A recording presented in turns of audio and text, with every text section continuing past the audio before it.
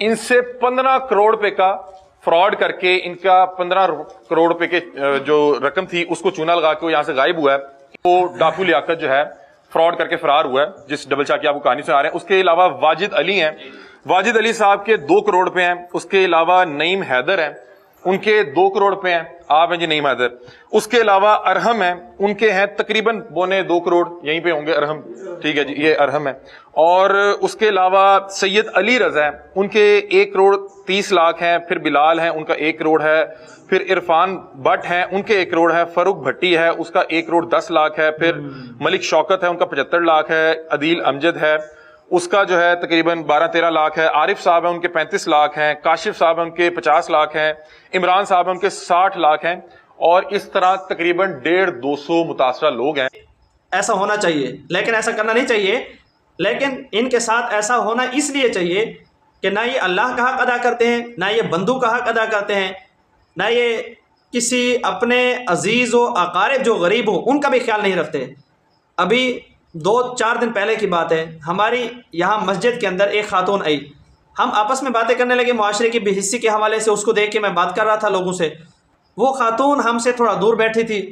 اس نے کہا کہ بھائی آپ ٹھیک بات کہہ رہے ہیں، میں 13 سال سے بیوہ ہوں، 13 سال ہو گئے ہیں مجھے اس طرح میں پن کے گزارا کر رہی ہوں، اور میرا بھائی اور دیور کروڑ پتی ہیں۔ اندازہ کرو، میرے بھائی اور دیور کروڑ پتی ہیں، اور 13 سال سے بیوہ در در کے دھکے کھا کھا کے اپنے بچوں کی پرورش کر رہی ہے۔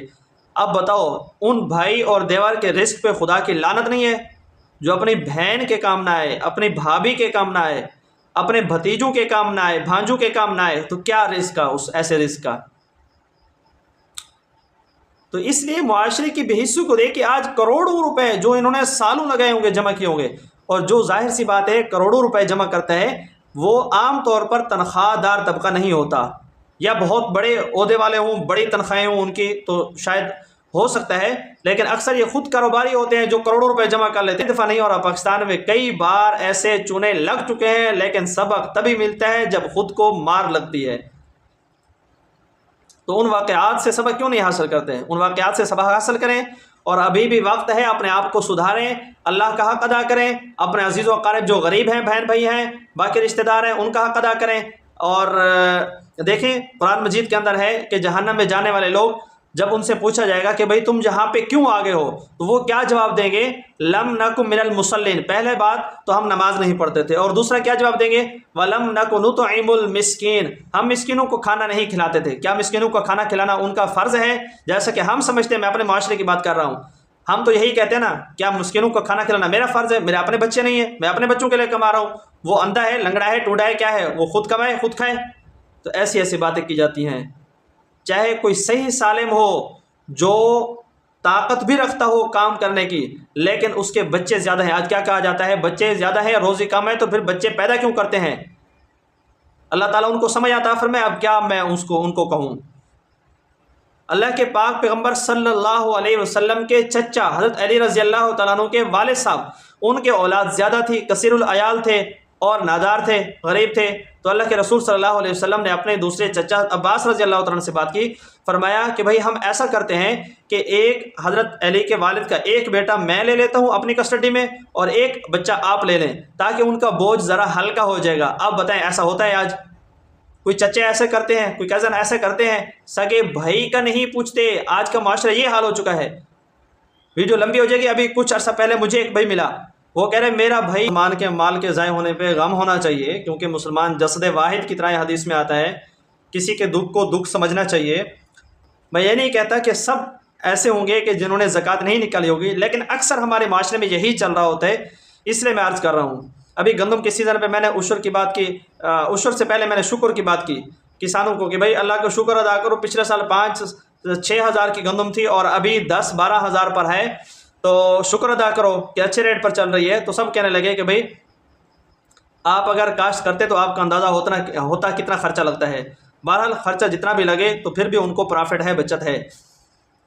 جب میں نے عشر کی بات کی ان سے تو کسی ایک کا بھی جواب نہیں آیا کہ بھئی ہم نے پورا عشر ادا کیا ہے۔ تو بہرحال یہ ایسے لوگ ہیں، جب ان کو زکوٰۃ کے بارے میں کہا جاتا ہے، جب ان کو محلے کی مسجد کے امام کے تنخواہ کے حوالے سے بات کی جاتی ہے، تو مہینے کا 1000 روپے نکالنا ان کے لیے ایسا ہے جیسے کہ مشکی سانپ ان کو ڈس رہا ہو۔ کوئی 1 سال ایسا نہیں گزرا کہ اس نے حج یا عمرہ نہ کیا ہو، ہر سال حج یا عمرے پہ جاتا ہے۔ اور یہ بھائی جو اس کی سٹوری سنا رہا ہے اپنے علاقے کا تھا یا اس کی جان پہچان تھی، کہہ رہے میں آج صرف ایک بیوی ہے، اولاد نہیں ہے، مانگنے پر مجبور ہوں۔ بالکل بوڑھا تھا، سفید ریش تھا، بڑی عمر کا تھا، اور بھائی ہر سال عمرے پہ حج پہ جا رہا ہے۔ جب قربانی کی بات آتی ہے، تبلیغ اور جہاد پہ علماء کی مدارس میں تعاون کی بات آتی ہے، تو پھر کہا جاتا ہے کہ بھئی ان کو دینے سے تو بہتر ہے کہ آپ کسی غریب کو گھر بنوا کے دیں، آپ کسی غریب کو پانی لگوا کے دیں، آپ فلاں کر کے دیں، بہت سارے نیک کام یاد آ جاتے ہیں۔ تو جب وہ خرچ بھی نہیں ہے تو پھر آپ ان پر خرچ کیوں نہیں کرتے؟ ان کا جیسا کیسا گزر جائے گا، اپنے رزق کی خیر مناؤ۔ اللہ کے رسول علیہ السلام نے فرمایا جس مال کی زکوٰۃ نکال دی جاتی ہے وہ مال محفوظ بھی ہوتا ہے، پاک بھی ہوتا ہے۔ پاک تو ہوتا ہے زکوٰۃ ادا کرنے سے، لیکن آپ نے فرمایا مفہوم ہے کہ وہ محفوظ بھی ہو جاتا ہے، وہ ضائع ہونے سے بچ جاتا ہے۔ اب مال بھی ضائع ہو گیا، حق بھی ادا نہیں کیے، وہ حق بھی ذمہ ہے اور مال بھی برباد ہو گیا، تو کیا فائدہ ایسے مال و دولت کے اکٹھا کرنے کا جس میں حقوق بھی ضائع ہوں اور مال و دولت بھی ضائع کر بیٹھے؟ بہرحال کسی کو پیسہ دینے سے آئندہ کے لیے احتیاط کیجیے گا، اور باقی جو نئے لوگ دیکھنے والے ہوں ان کو بھی چاہیے کہ ایسا پیسہ کسی کو دینے سے بہت زیادہ بچنے کی ضرورت ہے، احتیاط کرنے کی ضرورت ہے۔ آپ خود کمائیں کھائیں، اور باقی یہ ہے کہ اپنے نادار رشتہ داروں پہ، اپنے محلے کی مسجد کے امام پہ، اپنے علاقے کا مدرسہ ہے اس کے لیے تعاون کریں، اور اپنے علاقے کے اندر باقی جتنے غربا ہیں ان کو دیکھیں۔ ایسا مت سوچیں کہ بھئی سب کھا کے سوتے ہیں، اللہ نے رزق کا وعدہ لیا ہے، اللہ نے بے شک رزق کا وعدہ لیا ہے، لیکن حالات جہاں تک پہنچ چکے ہیں نا وہ آپ تصور بھی نہیں کر سکتے۔ کتنے لوگ ہیں جو اپنے آپ کو ختم کر دینا چاہتے ہیں مہنگائی اور مشکل حالات کی وجہ سے۔ بچے تو سب کے بچے ہوتے ہیں، بچوں کو کیا پتا کہ ہمارے بابا کی روزی کتنی ہے، وہ تو جیسے 1 کروڑ پتی کے بچے اس باپ سے چیز طلب کرتے ہیں، ایسے ایک غریب کے بچے بھی اس باپ سے وہی چیز ویسے ہی طلب کرتے ہیں۔ تو اس لیے سب کا احساس کیجئے، ایک پیاسے کتے کو پانی پلانے والی بدکارہ عورت کی بخاری شریف کی حدیث کے مطابق مغفرت ہو جاتی ہے۔